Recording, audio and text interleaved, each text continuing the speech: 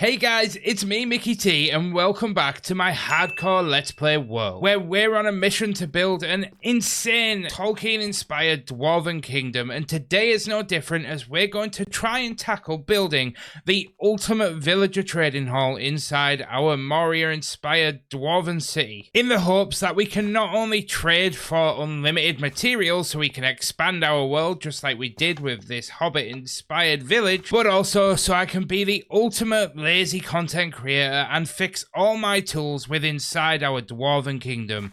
That being said, guys, we are closing in on 10,000 subscribers, so I would hugely appreciate it if you could maybe consider hitting that subscribe button. Otherwise, let's just roll the video. Well, it's certainly been fun making a start on this Hobbit area, but let's head back to our Dwarven kingdom.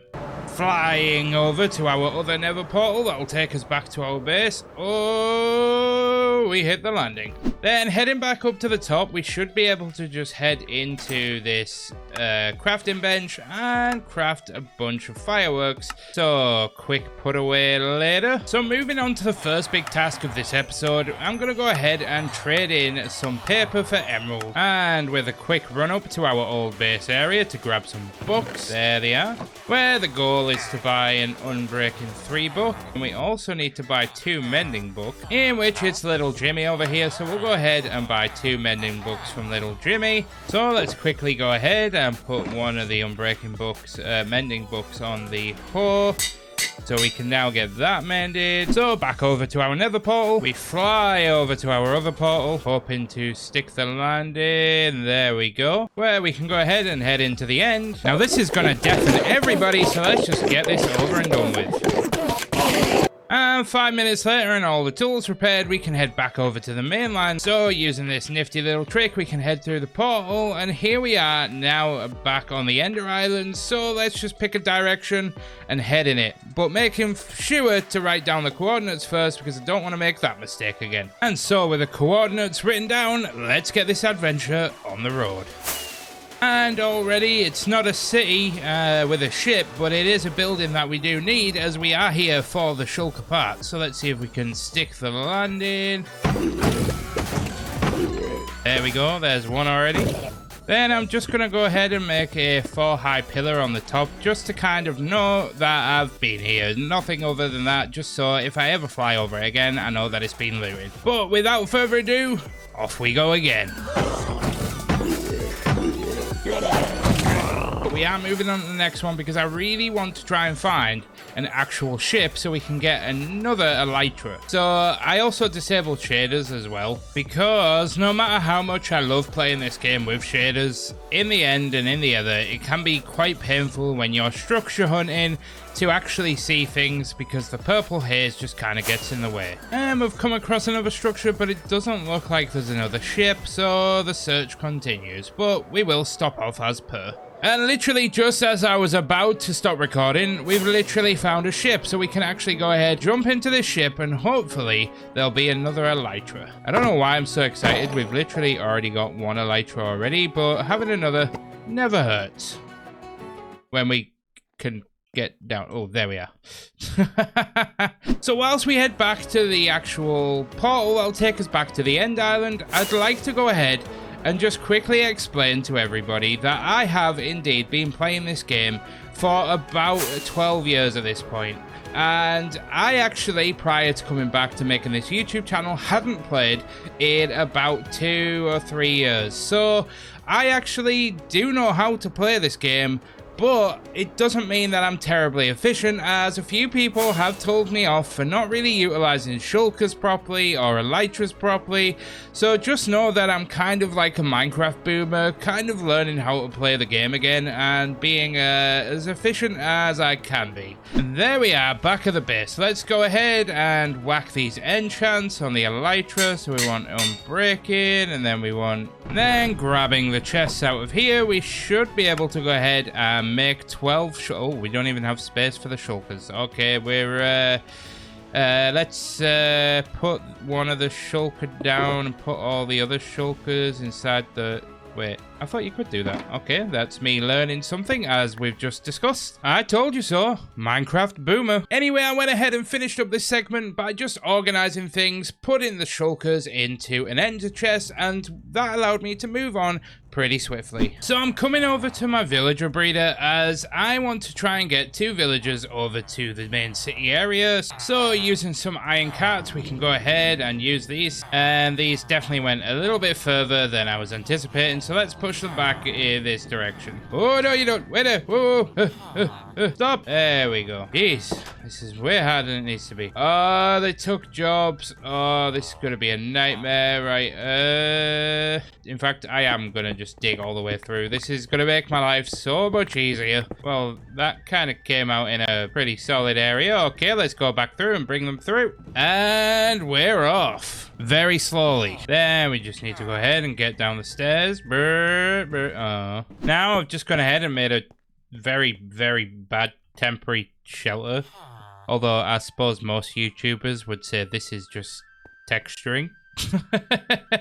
I'm totally kidding. Let's go back and get the second one. And there's a second one in place. But I need to just protect him from these zombies that threaten his existence. There we are. That should do. I don't think anything can get in there. Maybe we'll just put like little roof across. And yes, with the villagers now safe in their new cozy textured homes, we could now go back and just cover up the giant hole which we had now made through our base and revert everything back to the status quo. As we may end up moving it, but I kind of have an idea of rebuilding a villager breeder inside of this building in the corner where we can breed villagers and have a little station set up to ferry them all around the area of the city.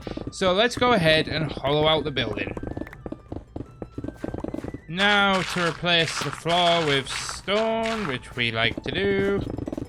In the future, this is going to be a iron farm slash iron factory, which is why we need to get the villager breeder sorted. So we're going to need a few materials such as beds and wool, so let's go and gather some up. We do need some carpet, which we have in here, and I think we also have the fence posts as well, so we've got that. And unfortunately, we didn't have any wool, so one quick stop to our old wool farm later. We can just gather some wood and make 4 beds. Let's not accidentally make 17 beds. That would be a mistake. And I just went ahead and put that wood away, but we actually need it again because we need to make a couple of trapdoors. I think that should be enough. I'm going to be super lazy and kind of just use the stone that's already here, and then this can be the dropping point for the baby villagers. And so with the spot marked, post-production Mike thought it would just be way better to just go ahead and montage this to get it out of the way. And it looks like it's actually worked, so we can actually just go ahead and throw these potatoes in there, and they should gather them up, and they should, in theory, start doing the deed. First of all, test achieved. Right, okay, so that didn't kill the villager, but any further, I think we might struggle. And so, with a working villager breeder in place, we can head out into the main city where we can get to work on the next part of this video, as I want to go ahead and build a bridge across here. As the goal is to head round the other side of this pillar where we've already been doing a little bit of work. As I've explained in previous episodes, the goal here is I want to have a small abyss that kind of separates the Dwarven Kingdom. Image on screen right now is kind of what I have in mind for this build. So we're going to go ahead and start clearing out an area for the upcoming villager trading hall. And the goal here is to try and offset the Y levels of all of the buildings in the city as to make it a little bit more realistic and not so two-dimensional. And so with a little room carved out, let's go ahead and please everybody but okay, I accidentally used the beacon elsewhere, so let's go and get the materials for another beacon. So we can place you down there, and we can go ahead and grab all of the iron blocks. Then we're going to need you. Head back down into the newly mined out room. Now for take 2 of building this beacon.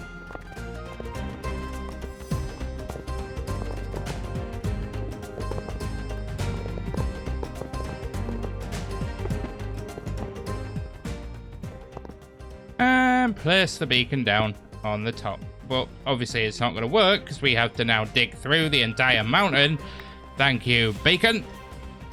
And we should be, of course, it's blocked by a mushroom. And there we are. Mojang, please, I know I am small YouTuber, but please think about the lonely mountain dwarfs that build underground when you make your new updates to beacons, please, thank you. But beacon changes aside, we have the beacon, so we can now jump into a time lapse as we need to go ahead and get a 57 by 57 room carved out for the idea that I have in my head for the new villager trading hall.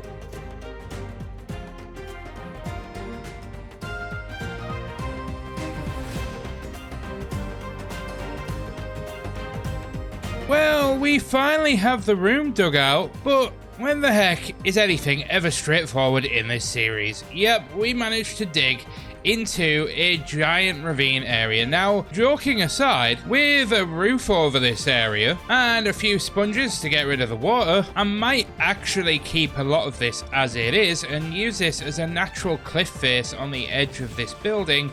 And then maybe we have another bridge coming out around here, going across here, and then we continue building the city over there. But with the zombies taken care of, as always, everything we do in this world has just opened up even more work. So let's go ahead and get to work in digging out all of the dodgy blocks and replacing everything with stone and covering up the hole.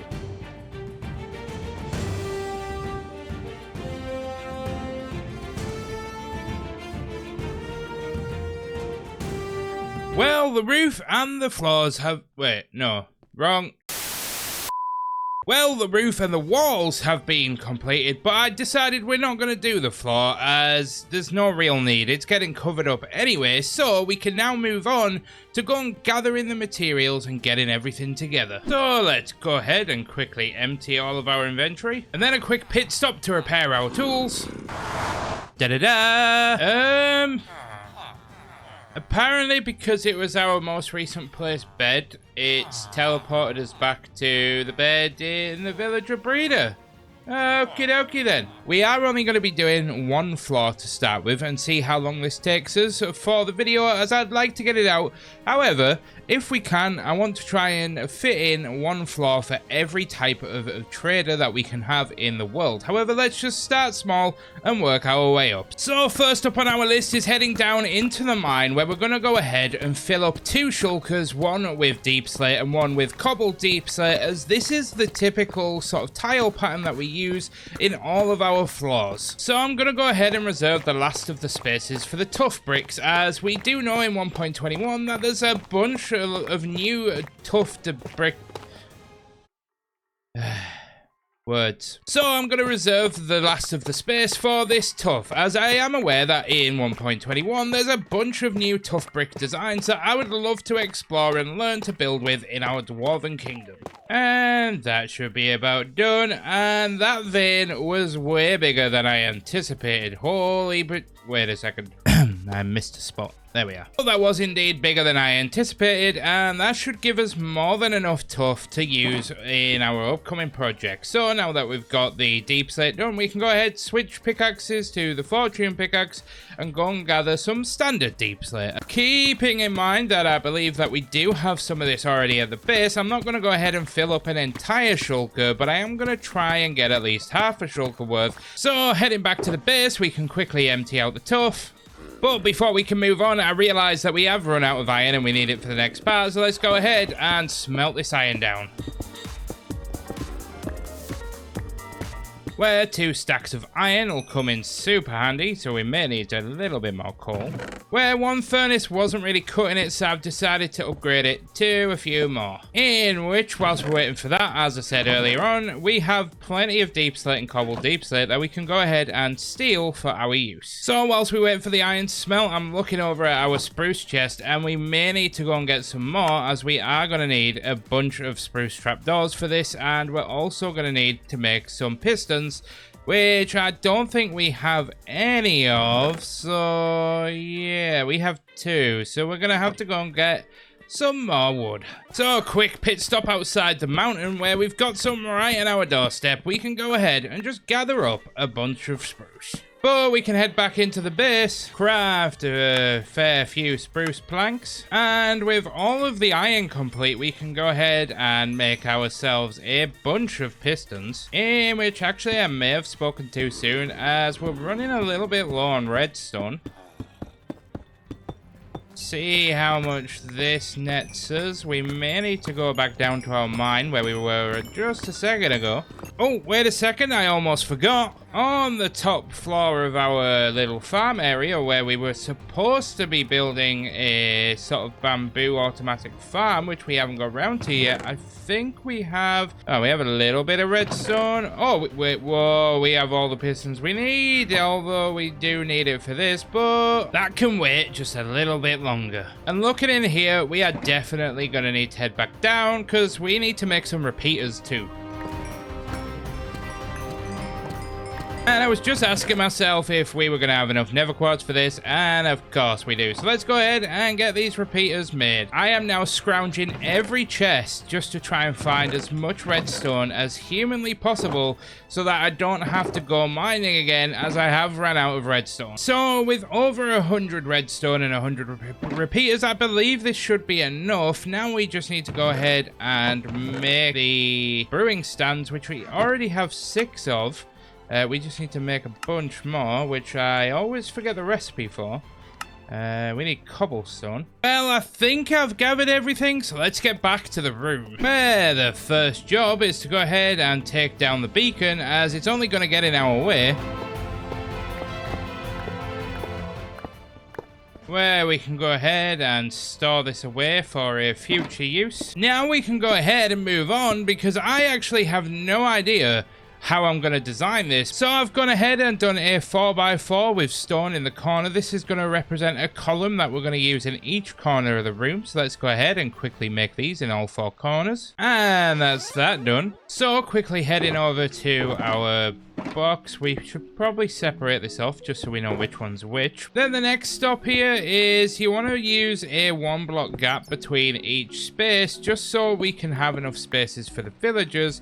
And then this is going to serve as a way that we can go ahead and create the little droppers that are going to make the villagers rise up and drop down to the right correct level, which is where the repeaters come in handy, because we can place them down, then we can place down a little bit of redstone. Then the next purpose is using the cobbled and the normal deep slate is just going around making sure to stand at the top of the block so the pattern goes the right way.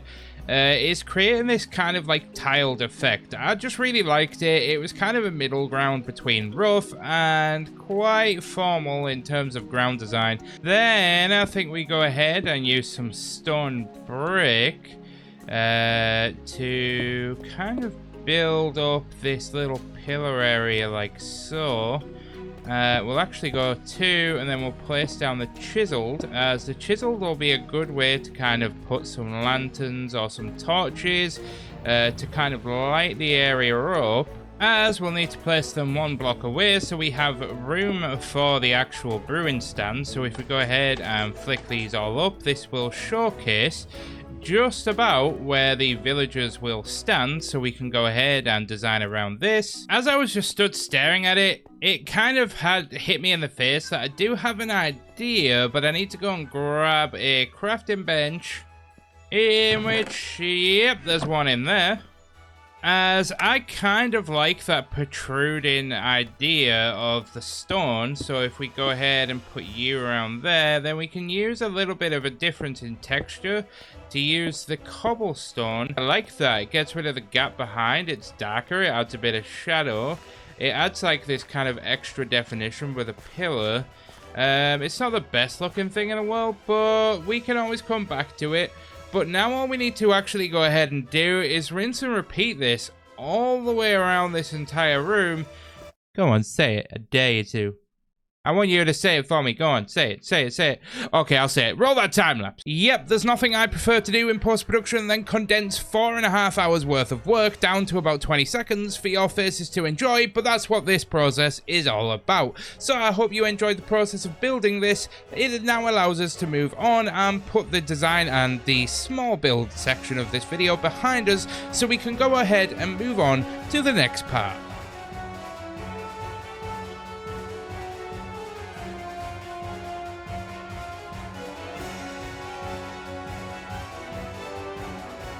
Well, it's taken us about an hour to do one level and used up the durability of all 3 pickaxes, so this project may be a little bit bigger than I anticipated, but we're gonna go ahead and repair the pickaxes. So we hop into the portal and kill some Slendermen. Now to head back.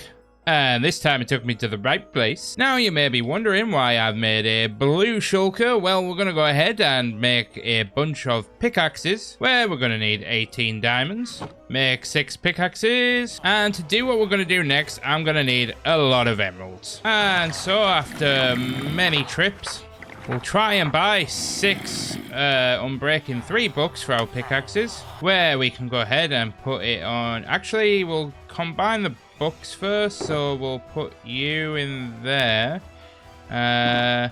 Heading back to buy 6 efficiency 5 books, which may be the most expensive part yet, in which we just need one more book, which is the mending book, which is only 10 emeralds. We might as well put silk touch on all of the pickaxes too, as it's just a super helpful enchant.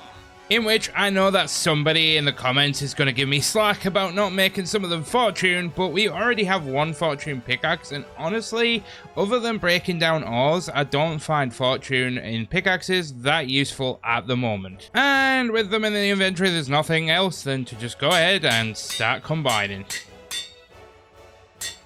And we broke the anvil. And 1 new anvil later, we can go ahead and carry on. Now, we have completely ran out of XP, but I have the idea to maybe transform just a little bit more paper into emerald. Then, using the emeralds to go ahead and buy some bottles of enchanting. But let's use up these bottles of enchanting and see if we can get ourselves just a few more levels. Not bad. Combine the last book. And we broke another one. And now the real question is how expensive it's going to be to put these all on pickaxes. I'm really hoping it's not going to be too bad. Oh boy. Yep, we've got to head back to the Enderman farm. So with hostile creature sounds turned off, we can put down the anvil and put down the shulker box. Then, in theory, all we need to actually go ahead and do is just add these enchantments to the pickaxe, 1 pickaxe at a time. And this should be grounds to do the last one, and it is. Therefore, we can finish our collection of tools that we can now go ahead and use. As I'm now back in the hall, we can go ahead and utilize the new tools that we've just made to begin digging this area out.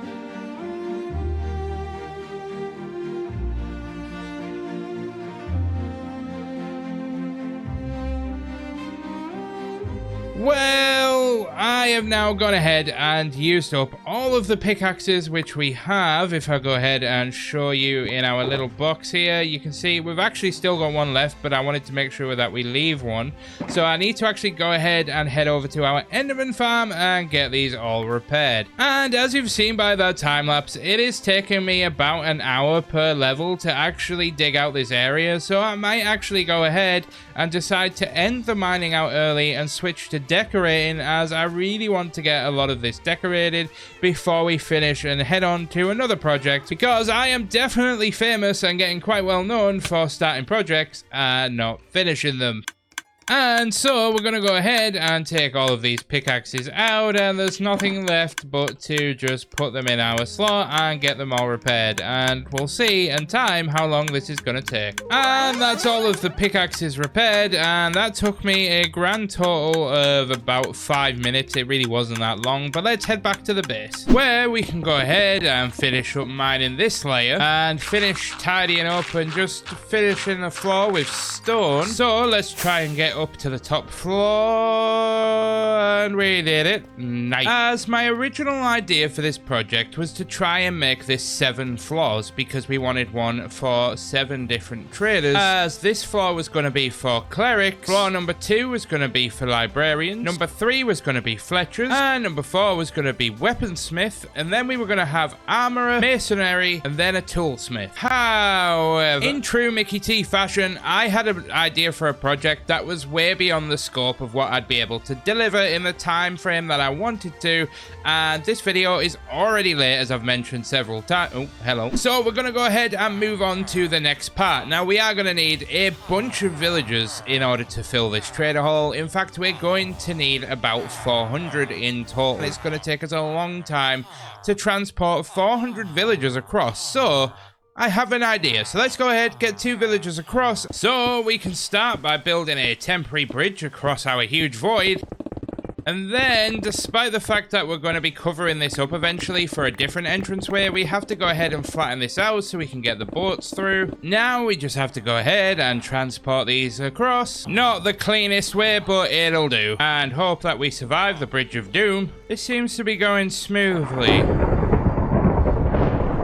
A little too smoothly. Then we're going to need some materials like a composter. We're also going to need some beds again, so we need to come back and get some wool. And whilst we're over in our farming district, we're also going to need a bunch of carrots. And apparently we need 3 buckets of water for this, so we make 3 beds. Then head back to our village trading hall. Thankfully, Jimmy and Jimmy Jr. is still going strong. Well, I got slightly carried away on trying to dig out an entranceway for this area and completely forgot where I was. So, alright, to get started on the next part, we are going to have to slightly butcher this build for the foreseeable future, but it is what it is, as we're going to need to build a collection platform for all the little baby villagers that are going to spawn out of our new villager breeder. And we need to make sure that the actual point of where the baby villagers will fall is actually over that hole. So job number 1 is to dig a 3x3 room out. Then we can place down the bed. Then the next thing we're going to need is a couple of spruce trap doors to first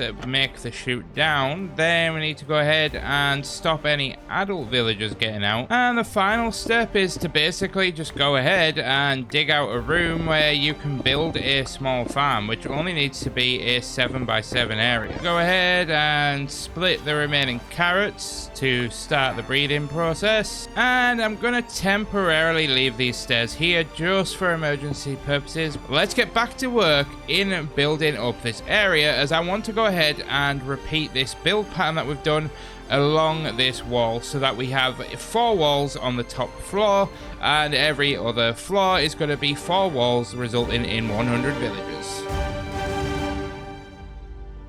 Well, it's starting to come together. We've still got a few little bits to do, like the corners, but I'm going to run around now and quickly place down the levers. Go ahead and fix this one, placing down a repeater, piece of redstone, then voila. And to finish the newest wall, I thought it would just be way easier to kind of just dig up half the floor and relay it again instead of digging it out. Especially with the faster mining, just makes it a bit of a pain as we do instant mine stone. Exhibit A. Now just to relay the floor.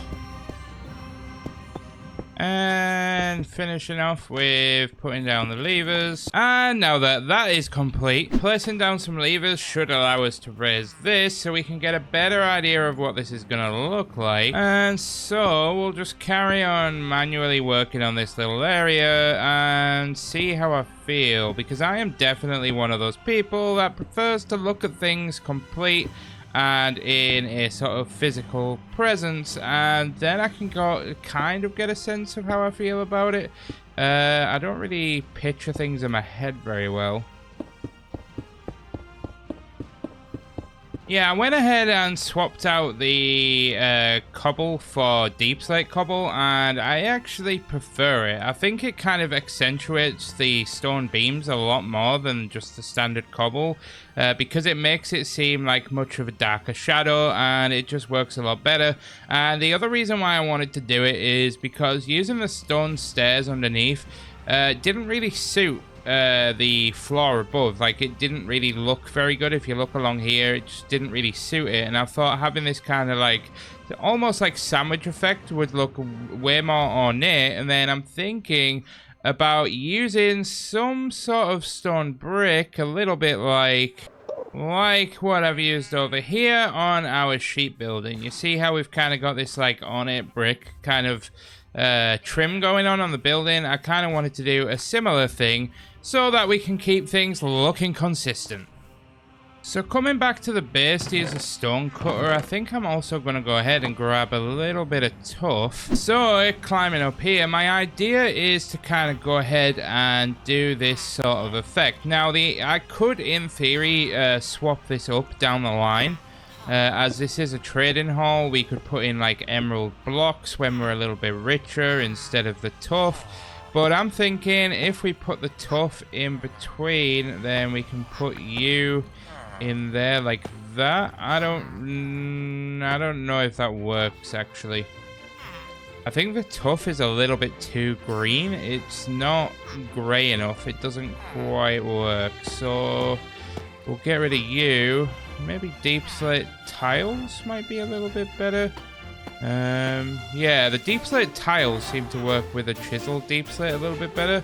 The color difference is still a bit of an issue. Yeah, even from a distance, the darker color just seems too black. It just doesn't seem to fit in with the kind of style that I'm going for. I then spent the next several minutes trying to debate what to use, and in the end just settled with a very simple chiseled stone and stone brick look. I then followed this up with a very quick supply run, trading up some sugarcane into paper into redstone as we did run out. It's also just dawned on me that I have made a huge mistake. You see, I was making repeaters under the assumption that we needed them in order to future-proof our design, as I've made this entire design under the assumption that we were going to have pistons back to back next to each other to try and cram as many in as possible. But because there's one block break in between each thing, we can actually go ahead and bypass having the repeater down. So literally the last 45 minutes of my life grinding that redstone, most of it was pretty unnecessary, and I've also wasted a lot of materials in building the repeaters for the top floor. So after taking a very short break to ponder over the fact that my community, as awesome as they are never going to let me live this down, I went ahead and got to work on just building up the next couple of floors, finishing up the design, laying down all of the redstone, etc, etc, just trying to get it all done so we could start to wrap this project up and get on to trying to get the villagers into the first. Well, so far it's looking absolutely fantastic. However, I have made a very, very slight boo-boo. See, from the bedrock level, if you count up to the ceiling of the second layer that we built, 4, 5, 6, which also matches the top layer of 1, 2, 3, 4, 5, 6. But this idiot sandwich completely forgot to double check his measurements, and this is only 5 blocks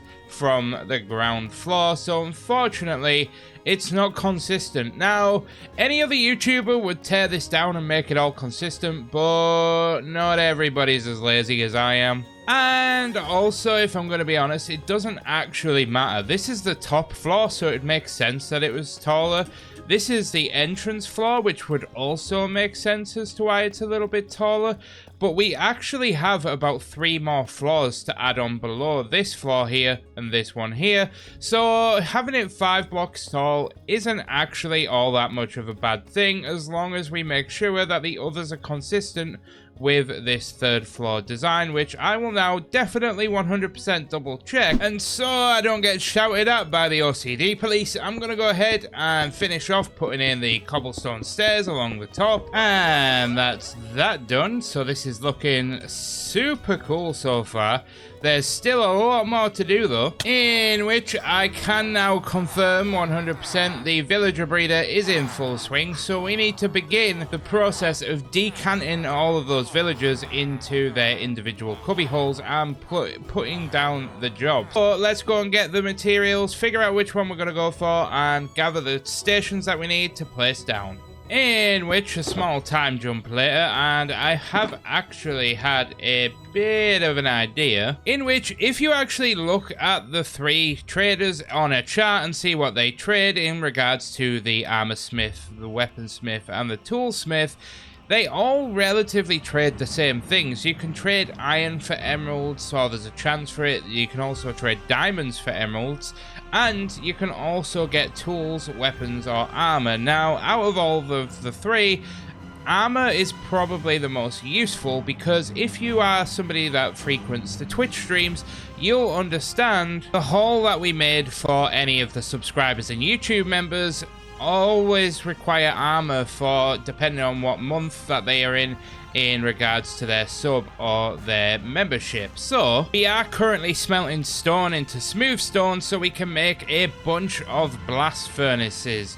And to be honest, the armor smiths actually look the most dwarven and the most cool. So in regards to the first ones that we're going to put in this world, then that's definitely the best one to go for in my opinion, and it's going to make the thumbnail look good. So gathering all the cobblestone we have, we go ahead and we make a bunch of furnaces, which should allow us to now craft them into blast furnaces with a little bit of iron. However, it doesn't help when you run out of iron, so we'll go for a quick stop to our iron farm, in which it feels like we haven't flown there in a while. So a quick pit stop should give us all the iron we need. With a few minutes gone by and a few stacks of iron ingots, we can go ahead and make some more blast furnaces, and we are getting close. We maybe need to AFK for maybe about just a few more minutes, and if my maths is correct, which it usually isn't, we should only need about 5 more blast furnaces, but we've made a few more just to be on the safe side, gathering some powered rails and some normal rails, where we quickly go ahead and now build a system that's going to extract the villagers out of the little box so that it looks a little bit something like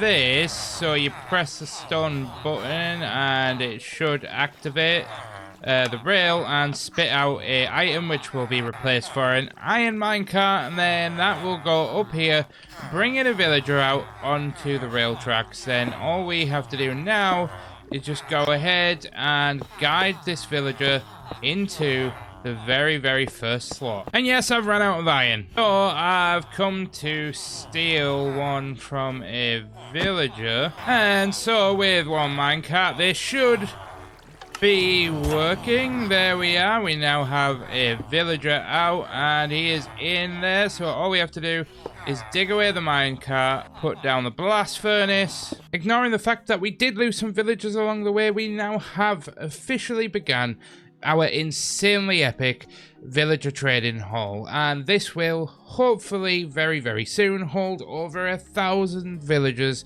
that we can trade with to help us not only repair tools but also gain materials in building our insane dwarven kingdom. But as we jump into our dwarf cam, we can revel in 1,500 plus days completed and survived in our hardcore world.